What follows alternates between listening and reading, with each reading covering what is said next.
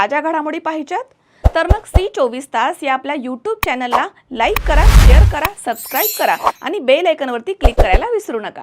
तालुक्यातील आडळगाव परिसरामधील शेतकरी विठ्ठल शिंदे यांच्या डाळिंब बागेमध्ये SCT वैदिकचे संस्थापक राम मुखेकर यांच्या उपस्थितीत शेतकरी मार्गदर्शन कार्यक्रम पार पडला।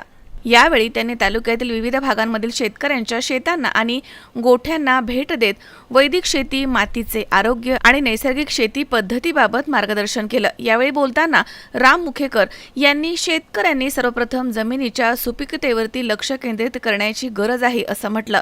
माती सक्षम असेल तर पिकांची गुणवत्ता आणि उत्पादन वाढतं असं मत त्यांनी व्यक्त केलं। तसेच राज्यभर SCT वैदिकच्या माध्यमातून शेतकऱ्यांना जैविक आणि वैदिक शेतीचे मार्गदर्शन केलं जातं अशी माहिती देखील त्यांनी दिली। माती बलवान तर पीक पैलवान आणि पीक पैलवान तर शेतकरी धनवान असं सांगत त्यांनी मातीच्या आरोग्याचं महत्त्व अधोरेखित केलं। तर अहिल्यानगर, बीड आणि पुणे जिल्हा प्रमुख शेखर वागचौरे यांनी देखील मातीचे आरोग्य सुधारल्यास पिकांचं उत्पादन आणि गुणवत्ता वाढण्यास मदत होते असं सांगत SCT वैदिकच्या तंत्रज्ञानाची माहिती दिली आहे। कार्यक्रमाला सुहास एंटरप्राइजेसचे सुहास राऊत तसेच अमृता राऊत यांच्यासह परिसरामधील अनेक शेतकरी उपस्थित होते। यावेळी काही शेतकऱ्यांनी वैदिक शेतीमधील आपले अनुभव मांडत संस्थेच्या मार्गदर्शनाबद्दल समाधान व्यक्त केले। SCT वैदिक हे असं तंत्रज्ञान आहे का याचं आम्ही कुठले मार्केटिंग करत नाही, प्रचार प्रसार करत नाही। तुमच्या माहितीसाठी आम्ही स्वतःहून नवीन शेतकऱ्यांना का हे वापरा आणि याची ट्रायल घ्या तर असं मार्केटिंग कुठेच करत नाही। असं काही न करता आज आमच्याकडे कमीत कमी 2 लाख युजर्स आहेत पूर्ण महाराष्ट्रभर। सर्वात महत्त्वाची गोष्ट म्हणजे हे जे युजर्स आहेत हे कसे बनलेले आहेत तर हे आमचे YouTube चॅनल आहे ज्याच्यावरती जवळजवळ 3 लाख सुमारे आमचे सबस्क्रायबर्स आहेत आणि सोबत 20 लाख व्ह्यूअर्स आहेत। तर यासाठी आम्ही कुठल्याही प्रकारचं मॉनिटेशन ठेवलेलं नाहीये किंवा त्याच्यातून काहीतरी पैसे मिळतील YouTubeवरून। तर बरेच जण YouTube चॅनल कशाला काढता, पैसे त्याच्यातून मिळतात YouTubeकडनं, परंतु आम्ही मॉनिटायझेशन ओपन नाही केलं। आम्ही फार शेतकऱ्यांसाठी ठेवलेलं आहे ते। संपूर्ण महाराष्ट्रामध्ये आपल्याकडे जवळपास प्रत्येक तालुक्यामध्ये जवळपास याचं मार्गदर्शन केंद्र आहे आणि आपण त्याचं सप्लाय पण करतो। याच्यामध्ये आपण एक तंत्र असं ठेवलेलं आहे की आपण प्रचार न करता शेतकरी जेव्हा YouTube बघून वापरतात तेव्हा आमच्या ऑफिस आम्ही नंबर दिलेले असतात, ऑफिसचा संपर्क करतात। आमचे 25-30 अधिकारी BSc ॲग्री झालेले ते त्यांना मार्गदर्शन करतात आणि त्याच्यामधून आम्ही त्यांना शेड्यूल देतो। त्या शेड्यूलच्या माध्यमातून सर्वात महत्त्वाची गोष्ट म्हणजे आम्ही त्यांना एक विनंती करतो की तुम्ही रासायनिक खतांचा वापर करू नका। तुम्ही सर्वात प्रथम तुमची माती बलवान करा। आज काय झालंय की आपण सर्वजण पिकाच्या पाठीमागे। मला सांगा, आई जर धष्टपुष्ट असेल तर तुम्हाला बाळाची काळजी घ्यायची काही गरज आहे का? नाही। पण जर आई जर कमजोर असेल तर तुम्हाला बाळाची काळजी घ्यायला डॉक्टरची गरज पडेल, नर्सची गरज पडेल, औषधांची गरज पडेल, विविध प्रकारच्या न्यूट्रिशनची, मिनरलची गरज पडेल, डिफिशियन्सी येईल त्याला, बरोबर आहे की नाही? ते आजारी पडेल। पण तुम्ही जर आई जर बलवान असेल तसं माती जर बलवान असेल तर पीक पैलवान, आणि जर पीक जर पैलवान असेल तर शेतकरी धनवान होणारच आहे, बरोबर आहे ना?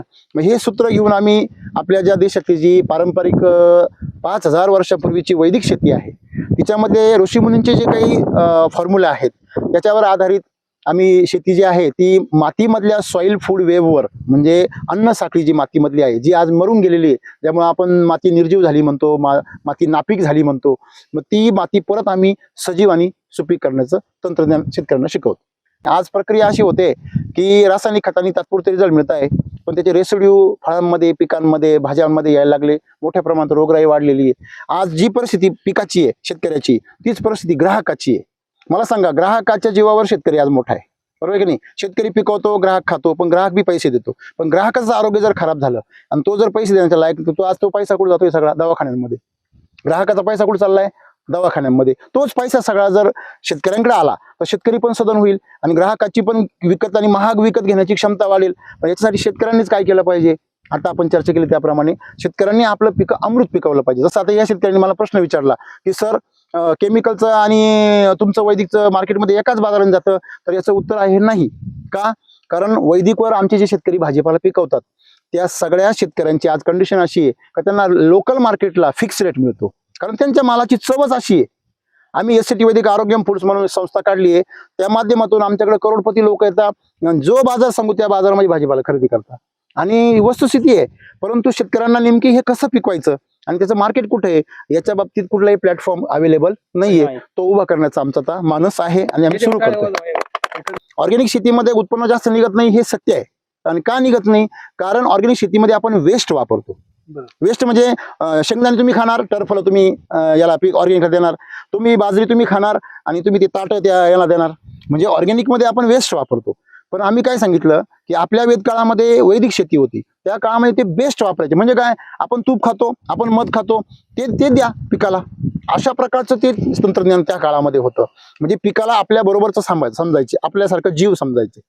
की हवामानाचा रोल किती शेतीमध्ये हा पहिला लक्षात घ्या. आज आपण बघतो की वातावरण बिघडलं की लगेच रोगराई येते, बरोबर आहे. आता या भाऊंचा प्लॉट इथं एवढा भारी प्लॉट, पाऊस आला, रोगराई आली आणि प्लॉट खराब झाला, बरोबर आहे की नाही. तोपर्यंत प्लॉट चांगला होता.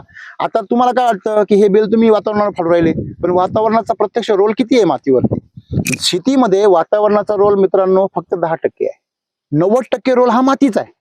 परंतु तुम्ही जर माती निकस करत गेले तर रोल कोणाचा वाढणार आहे, वातावरणाचा.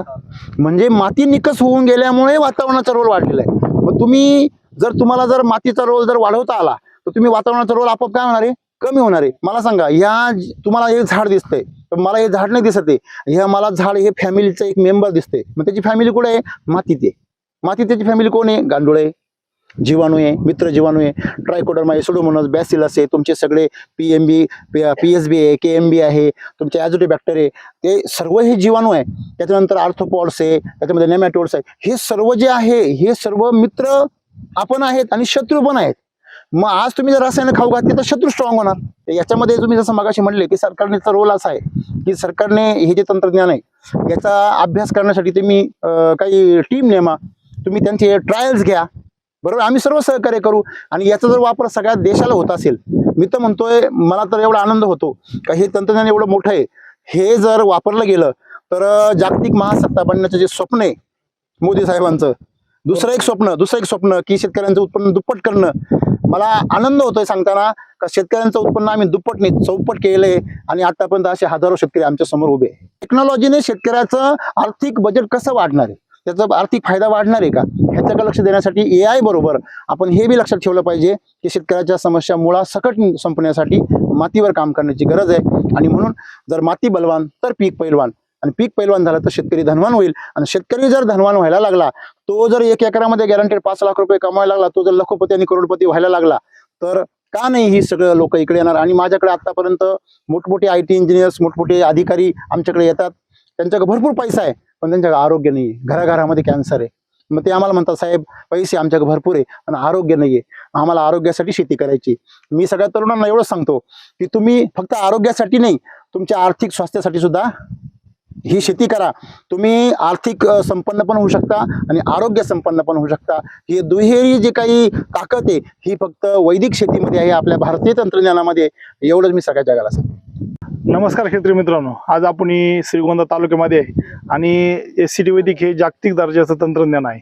पहिली गोष्ट जर सांगायचं तर गेल्या 3 वर्षापासून शेतकरी राम सरांची श्रीगोंद्यामध्ये वाट बघत होते. तर अचानक मला काल 2 शेतकऱ्यांचे फोन आले, म्हणजे आपले डाळिंब बागा हार्वेस्टिंगला आहे आणि हार्वेस्टिंगसाठी आपल्याला जे शेतकरी आहे तर बरेचसे शेतकरी हे मररोग असन, सर्कसपोरा असन किंवा इतर तेले असन तर इतर रोगांमध्ये भरपूर प्रमाणात समस्या येत आहे. तर आपल्या SCT वैदिकच्या ज्या बागा आहे आज बी हाय तशाच आहे. कारण काय झालं, आज जर पाहायला गेलं तर माती कमजोर झाली आणि माती कमजोर झाल्यामुळे पीक कमजोर झालं आणि पीक कमजोर झाल्यामुळं शेतकरी कमजोर झाला आणि फळं कमजोर झालं. आज जर पाहिलं, राम सर प्रत्येक वेळी सांगत असतात की तुम्ही मातीची कमजोरी दूर करा. आज कोणतंही तंत्रज्ञान जगातील असं नाहीये का ते मातीवरती काम करतं. सगळं तंत्रज्ञान जे आहे रोगावरती काम करतं. अशाच पद्धतीनं राम सर प्रत्येक शेतकऱ्यापर्यंत, शेतकऱ्याच्या बांधापर्यंत आज पोहोचत आहे. तर मी महत्वाची गोष्ट राम सरांची प्रथमतः धन्यवाद मानतो. त्यांनी आज आपल्या श्रीगोंदा तालुक्यामध्ये व्हिजिट केली व शेतकऱ्यांना आज 20-25 शेतकरी त्यांना मार्गदर्शन केलं, त्याबद्दल त्यांचे अभिनंदन मानतो. आणि त्याचबरोबर कोणालाही अहिल्यानगर जिल्ह्यासाठी जर मोफत मार्गदर्शन, आम्ही कोणत्याही प्रकारची फी घेत नाही, मोफत मार्गदर्शन करतो आणि आमचे कोणतेही कृषी सेवा केंद्र नाही, आमचे सगळे माहिती सेवा केंद्र आहे. त्याच्यामुळं अहिल्यानगर जिल्हा असेल किंवा पुणे असेल किंवा बीड असेल तर ह्या भागांमध्ये कोणाला मोफत मार्गदर्शन लागत असेल किंवा डीलरशिप लागत असेल तर माझा मोबाईल नंबर आहे 9552 29 80 06. परत एकदा राम सरांचे धन्यवाद. गेली 2 वर्ष झालं आम्ही SCT वैदिकचा प्रचार करतोय. सर्वप्रथम मी अगोदर नाशिकला ऑफिसमध्ये गेले होते जॉब करण्यासाठी, पण तिथली एकंदरीत परिस्थिती पाहिल्यानंतर असं वाटलं की मी इथे जॉब करून काही उपयोग नाहीये. मी तिथं जाऊन शेतकऱ्यांना जर प्रोत्साहन दिलं तर खूप सारे शेतकरी म्हणजे राम सर जे करतायत ते मला करायची धडपड होती की इथं बसून फोनवर सांगण्यापेक्षा तिथं जाऊन प्रत्यक्षात मार्गदर्शन जर शेतकऱ्यांना केलं तर शेतकरी सुधारू शकतो. एका सोबत 10 जण तयार होऊ शकतात. त्यासाठी आम्ही काम करतोय. गेली 2 वर्ष झालं आम्ही SCT वैदिकचा प्रचार करतोय, शेतकऱ्यांपर्यंत पोहोचवतोय, शेतकऱ्यांना मार्गदर्शन करतोय. आणि सगळ्यात महत्वाचं म्हणजे हे सगळं करत असताना मी माझं 12 एकर क्षेत्र पूर्णपणे SCT वैदिकवर म्हणजे रासायनिक खतं वापरत नाही. सगळी शेती माझी SCT वैदिकवर आहे. अगोदर मी स्वतःमध्ये बदल केला आणि मग शेतकऱ्यांना कृषी म्हणजे सगळ्यात पहिली धडपड अगोदर आमची SCT वैदिकसाठी. सगळ्यात पहिले आम्ही SCT वैदिकच आणलं. त्याच्यानंतर वर्षभर चालवलं पण पाहिजे तसा रिस्पॉन्स मिळत नव्हता. शेतकरी आम्हाला रासायनिक मागायचे, आम्ही दुसऱ्या दुकानात पाठवायचो. नंतर आम्ही थोडंफार प्रमाणात चालू केलं, पण जेव्हा सगळं आम्ही एकदा सेटअप लावला, एक 5-50 बागा आमच्या तयार झाल्या की ह्याच्यावरती होऊ शकतात. सर खूप साऱ्या बागा आहेत, फक्त आम्ही म्हणजे तेवढं हे नाही, कारण अजून 80-20 वर थोड्याफार प्रमाणात आहेत. आमचं टार्गेट आहे की ते 100% प्रमाणात करायच्या. शेतकऱ्यांचा प्रतिसाद खूप चांगला मिळतो. पहिल्या वर्षी फार तर जास्त शेतकरी रिॲक्ट करत नाहीत, पण त्या शेतकऱ्यांनी जसं सांगितलं की दम धरून शेतकऱ्यांच्या एकदा लक्षात आलं ना की शेतकरी बरोबर परत तिथंच येतात, म्हणजे घेऊन जातात, मटेरियल घेऊन जातात. सर व्हिजिटला असतात, मी शॉपमध्ये असते. बऱ्यापैकी शेतकऱ्यांचा रिस्पॉन्स चांगला आहे ह्या सगळ्या गोष्टीसाठी. आणि मी शिंदे विठ्ठल कोंडिवा, राहणार आळरगाव, तालुका श्रीगोंदा, जिल्हा अहमदनगर, अहिल्यानगर.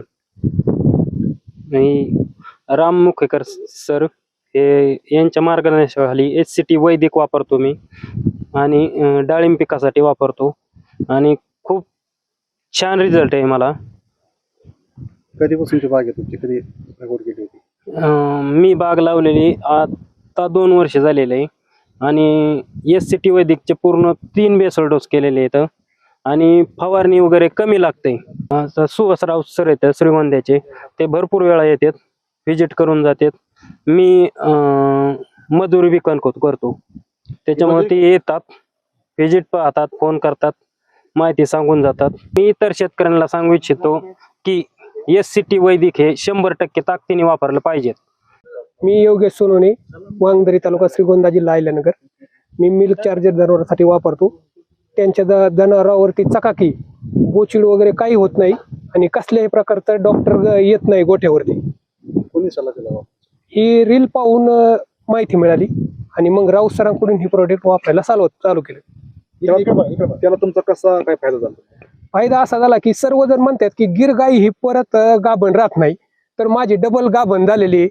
त्याच्यामुळे काही टेन्शन नाही. दुधाचं फॅट किती वाढलं काय? फॅट सरासरी कमी लागतं, पण आपलं 70 फॅट लागलेलं आहे. म्हणजे जनरली कमी लागतं, हो पण जास्त लागलं. हो 70 लागते. जनरल 3-5, 3-4 इतकंच लागतं दुधाचं. हो डबल लागलं. सुहास कुलकर्णी, C24 तास, श्रीगोंदा.